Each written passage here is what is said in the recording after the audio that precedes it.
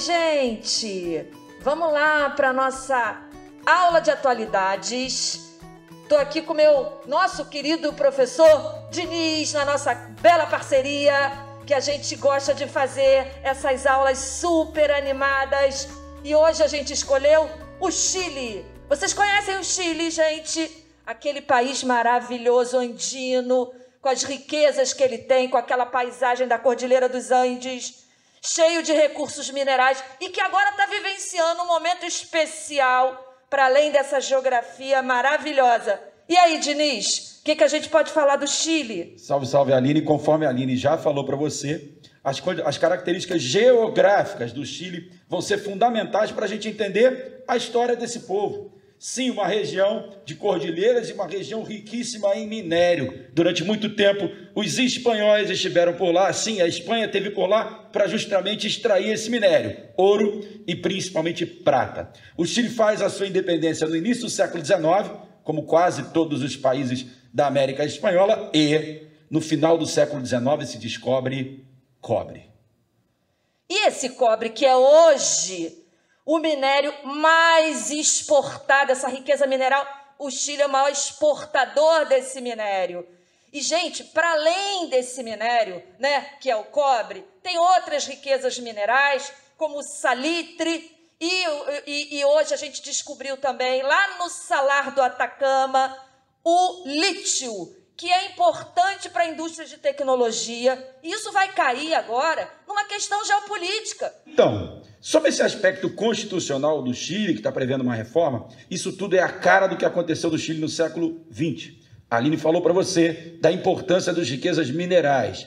E essas riquezas minerais, empresas estrangeiras eram muito presentes no Chile, até que com aquele ambiente de Guerra Fria, se candidata a presidente do Chile um socialista. Ele perde a primeira vez, perde a segunda vez e na terceira vez o socialista Salvador Allende, ou quarta vez, o socialista Salvador Allende consegue ser eleito. Começa a fazer reformas, inclusive nacionalizando a produção de minério. E logo depois de nacionalizar a produção de minério, socialista e democrático, ele é sabotado. Tanto pelo mundo capitalista, que não quer um socialista por aqui, quanto pelo mundo socialista, que não quer que o socialismo democrático funcione. Cuba, fecha os olhos. União Soviética, fecha os olhos. China, fecha os olhos. Estados Unidos, sabota. E totalmente isolado, o que vai acontecer? Ele vai sofrer um golpe de Estado que leva ao poder o general Augusto Pinochet, que é importantíssimo para a gente entender esse processo constitucional. Pinochet, tão falado hoje em dia, alguns falam bem e muitos falam mal, vai ser responsável por uma mudança drástica na economia chilena, adoção de práticas neoliberais, sai privatizando tudo e tirando direitos dos trabalhadores. E, por outro lado, muito violento contra as oposições.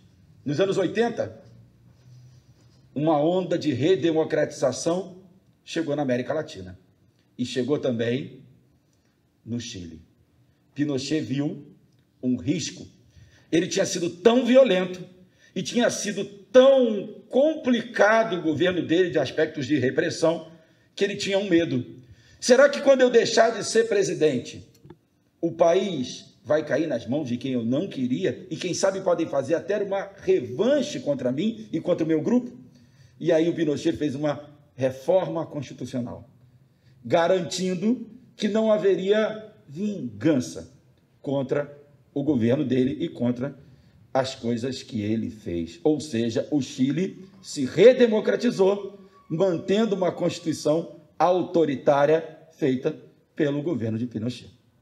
E é essa constituição que o povo do Chile hoje está indo nas ruas para fazer uma reforma na direção dos direitos humanos. Exatamente. É o chamado, desde o ano passado, desde outubro do ano passado, né, é o chamado estalido social, né? Então, esses protestos, né, que vem acontecendo desde outubro do ano passado, a população do Chile, obviamente, que não aguenta mais. Por quê? Nessa Constituição, o Estado que deveria estar mais presente no que se refere aos direitos básicos da população, saúde, educação, moradia, que a gente está linkado com os direitos humanos, com as desigualdades sociais, né, como qualquer país subdesenvolvido ou emergente. O Estado é falho e a população resolveu protestar, se revoltar contra isso. E agora houve, né, uma votação, 78% dessa população resolveu que sim, vamos mudar essa Constituição.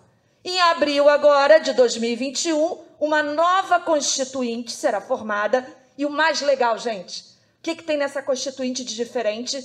50-50%, meio a meio, homens e mulheres, com o mesmo percentual de cadeiras nessa Constituinte para votar essa nova Constituição. E mais, assentos reservados para os indígenas, porque sim, os indígenas precisam fazer parte desse pleito para ser uma democracia, porque é isso que a gente quer e que a gente espera de qualquer país, né? Uma igualdade de gêneros, uma igualdade de povos, uma igualdade de tudo. Isso é democracia. Isso é uma democracia de verdade representativa. É o que a gente quer, né? Então o Chile está servindo aí de exemplo, gente. É isso aí que a gente tem que pensar. Vocês vão fazer provas, vocês vão estar fazendo vários exames vestibulares.